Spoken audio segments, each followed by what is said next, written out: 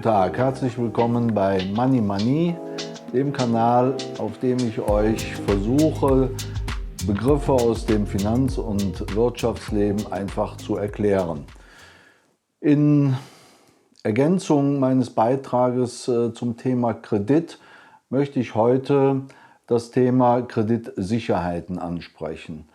Ich habe mir dazu die 4 wichtigsten herausgesucht.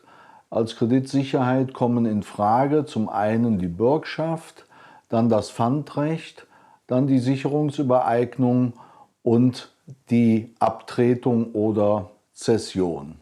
So, jetzt muss ich erstmal einen kleinen Schluck von meinem Espresso trinken, bevor ich dann zur nächsten und letzten Kreditsicherheit komme.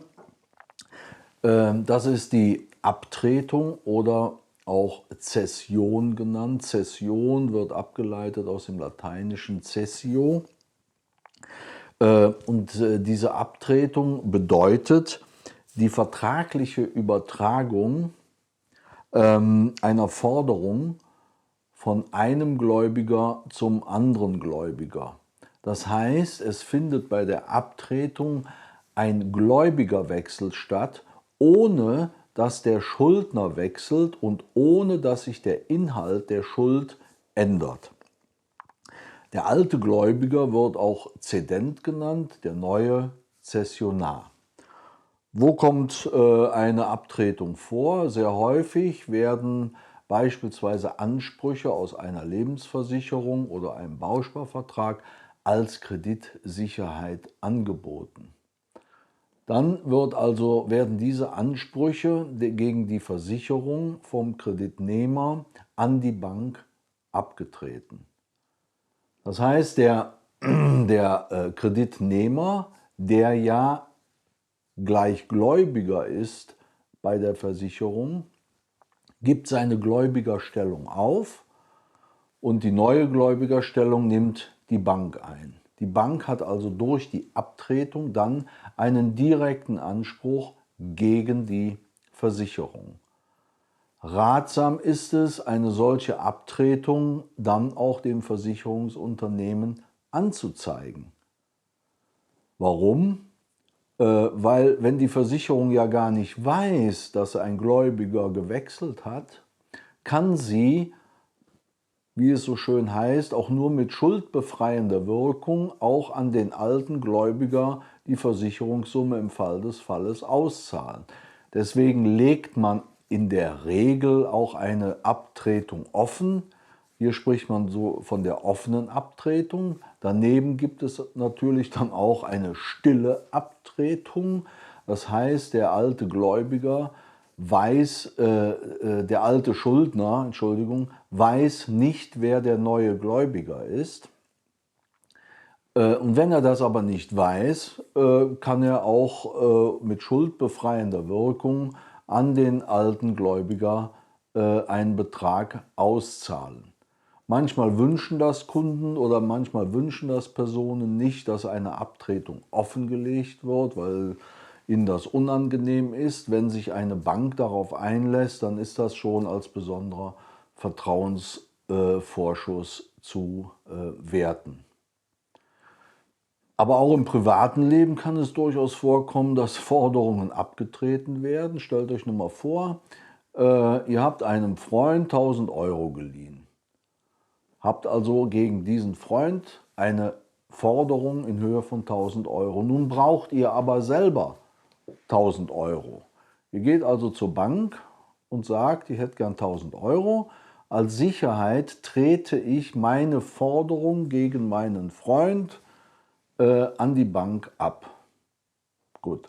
Die Bank wird sich darauf nur dann einlassen, wenn sie auch den Freund, der euch die 1.000 Euro schuldet, genau unter die Lupe genommen hat und ihn auch für kreditwürdig hält. Wenn das so ist, dann geht die Forderung, die ihr gegen den Freund habt, auf die Bank über. Insofern findet hier ein Gläubigerwechsel statt. Und das sollte dann auch dem Freund angezeigt werden, damit er nur noch an die Bank den Betrag zurückzahlt. Also auch diese Möglichkeit ist natürlich durchaus gegeben. Mit der Abtretung seid ihr vielleicht schon mal in Berührung gekommen, wenn ihr vielleicht ein Auto nach einem Unfallschaden zur Reparaturwerkstatt gebracht habt. Dann sagen oftmals die Werkstätten, hier unterschreibt das mal, wir klären das mit eurer Versicherung.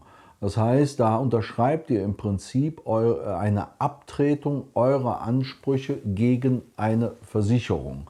Ihr habt dann nachher mit der ganzen Regulierung nichts mehr zu tun und die Werkstatt regelt alles. Im Grunde hat es hier eine Abtretung eines Anspruches gegeben. Es gibt auch Unternehmen, die machen aus dieser Abtretung ein riesiges Geschäft. Die bieten also an, gebt uns eure Lebensversicherung, tretet eure Ansprüche an uns ab und ihr erhaltet sofort liquide Mittel. Das kann man machen. Wenn ihr in Geldsorgen seid, könnt ihr eine Lebensversicherung an ein anderes Unternehmen durchaus abtreten.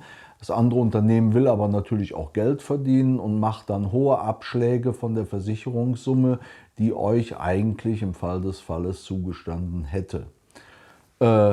Deshalb, es ist ein Rechenexempel und da solltet ihr aber genau aufpassen, was ihr da unterschreibt.